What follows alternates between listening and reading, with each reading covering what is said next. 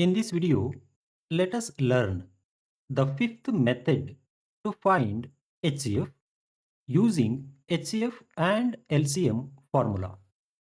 Remember, this method can be applied only for two positive integers when LCM is known. The LCM of 24 and 36 is 72. What is the HCF of 24 and 36? Let us apply the formula. HCF equals product of the two positive integers divided by LCM of the two positive integers. That is 24 multiplied by 36 divided by 72. Let us solve.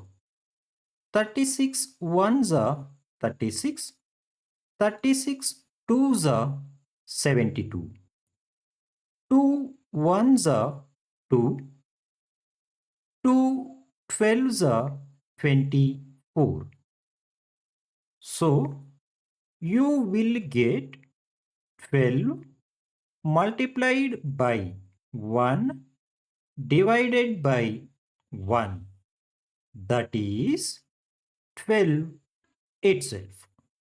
Therefore, HCF of 24 and 36 is 12. Got it? Thank you for watching. For a deeper understanding of HCF and LCM, please subscribe and watch the playlists below from beginning to end.